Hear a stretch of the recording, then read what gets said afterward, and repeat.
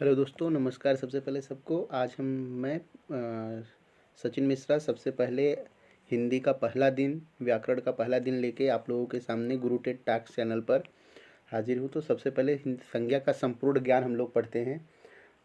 तो सबसे पहले संज्ञा का जो डिफिनीशन है वो है, संज्ञा किसी भी वस्तु, व्यक्ति अथवा स्थान के नाम को संज्ञा कहते हैं। किसी भी वस्तु, व्यक्ति, चाहे वो हम राम लिख दें या जगह का नाम लिख दें, मुंबई लिख दें, या कोई भी वस्तु का नाम लिखते हैं, कुर्सी लिखते हैं, तो किसी भी वस्तु, व्यक्ति अथवा स्थान के नाम को क्या कहते हैं? संज्ञा कहते हैं। तो इसके कितने भेद होते हैं? अब संज्ञा का डिफिनेशन आप लोगों ने जान लिया, तो उसके बाद हम चलते हैं कि इसके कितने भेद होते हैं। इसके 3 प्रकार होते हैं। सबसे पहला है व्यक्तिवाचक संज्ञा, दूसरा है जातिवाचक संज्ञा और तीसरा है भाववाचक संज्ञा। तो सबसे पहले हम लोग व्यक्तिवाचक संज्ञा के बारे में पढ़ेंगे। वह संज्ञा जिसमें वस्तुओं, व्यक्तियों अथवा जगहों के नाम आए, वहाँ पर व्यक्तिवाचक संज्ञा होती है। जैसे जहाँ पे किसी भी चीज़ का नाम आता है, स्पेशली उसके जाति के बारे में न बताकर, उसके समूहों के बारे में न बताकर, उसके नाम के बारे में बताया जाता है, तो वहाँ पे व्यक्तिवाचक संज्ञा होता है। जैसे व्यक्तियों के नाम राम, श्याम, मोहन, राघव, तो ये नाम है। ऐसे नहीं बोल दिया गया कि लोगों का समूह, ऐसा कुछ नहीं है।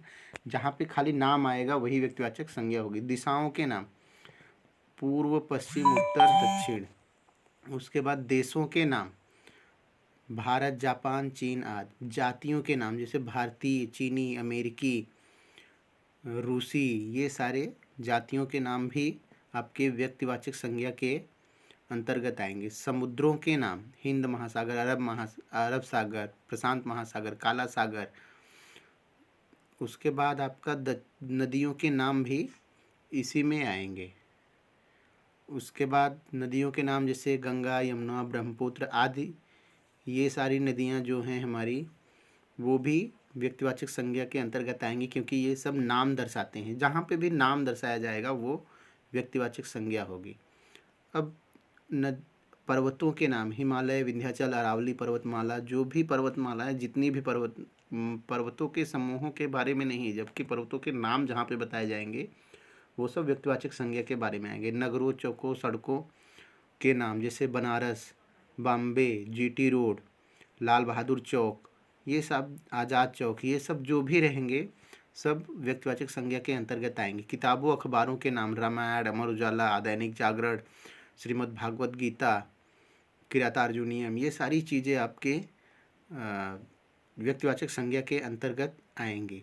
ऐतिहासिक घटनाओं के भी नाम, जो भी युद्ध हुए हैं, अगर उन युद्धों के कुछ नाम दिए गए हैं तो उनके भी नामों को व्यक्तिवाचक संज्ञा के अंतर्गत लिया जाएगा। जैसे पानीपत का युद्ध, तराइन का युद्ध, जलियांवाला बाग कांड, ये सब जहाँ पे भी नाम दर्शाया जाएगा वो सब व्यक्तिवाचक संज्ञा होंगे। दिन, महीनों के नाम रविवार, मई, जून, सोमवार, आपके सारे 12 महीने, 7 दिनों के नाम को व्यक्तिवाचक संज्ञा में रखा जाएगा। त्योहारों के नाम होली, दीपावली, ईद आदि, ये सारी चीज़ें, मतलब जहाँ पे आपको व्यक्तियों के नाम, दिशाओं के नाम, देशों के नाम, जातियों के नाम, समुद्रों के नाम, नदियों के नाम, पर्वतों, नगरों, चौकों, सड़कों, किताबों, अखबारों, ऐतिहासिक घटनाओं, दिन, महीनों तथा त्योहारों के नाम मिले, वो सब क्या रहेंगे? व्यक्तिवाचक संज्ञा रहेंगे। अब दूसरे हम चलते हैं जातिवाचक संज्ञा। जातिवाचक संज्ञा क्या होती है?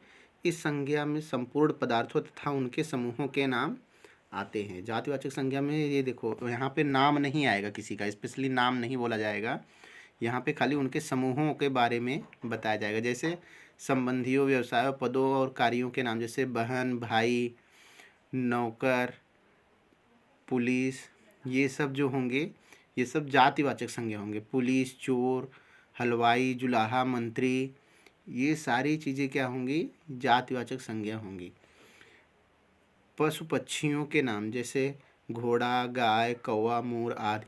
जैसे अगर किसी घोड़े का नाम चेतक रख दिया गया तो वो घोड़े का नाम जो चेतक है वो व्यक्तिवाचक संज्ञा में आएगा, और घोड़ा बोलने से पूरे समूह का बोध होता है तो वो जातिवाचक संज्ञा के अंतर्गत आएगा। उसके बाद वस्तुओं के नाम जैसे मकान, कुर्सी, घड़ी आदि। अब अगर मकान तो बहुत ढेर सारे होते हैं, कुर्सियाँ भी ढेर सारी होती हैं, घड़ी भी ढेर सारी होती हैं, लेकिन अगर मकान में हम एक किसी किसी स्पेशली एक मकान का नाम लेंगे जैसे संसद भवन, तो वो व्यक्तिवाचक संज्ञा के अंतर्गत आएगा। प्राकृतिक तत्वों के नाम तूफान, बिजली, वर्षा आदि, ये सब भी किस में आएंगे? ये सब भी हमारे मतलब जातिवाचक संज्ञा। अब इसके बाद हम चलते हैं, जो तीसरा है संज्ञा हमारा भाववाचक संज्ञा। जैसा कि इसमें एकदम नाम से ही स्पष्ट हो रहा है, जिस वस्तु से संज्ञा जिस संज्ञा से वस्तु या व्यक्ति के गुण, धर्म अथवा व्यापार का बोध हो, भाववाचक संज्ञा कहते हैं। जैसे बच्चा का भाववाचक क्या होता है? बचपन। लड़का का भाववाचक क्या होता है? लड़कपन। मतलब जैसे किसी चीज़ का भाव प्रकट होता है, तो मतलब जैसे बच्चा है तो वो बचपनी करेगा, लड़का है तो लड़कपन करेगा, चोर है तो चोरी करेगा, और विद्यार्थी है तो पढ़ेगा। तो जिससे उसका भाव प्रकट होता है वो क्या होता है? भाववाचक संज्ञा। तो दोस्तों, अगर आपको ये वीडियो पसंद आया हो, संज्ञा का ये एपिसोड आपको अगर बहुत अच्छा लगा हो, तो लाइक और सब्सक्राइब करें। और हाँ दोस्तों, शेयर करना मत भूलिएगा। जय हिंद, जय भारत। धन्यवाद दोस्तों।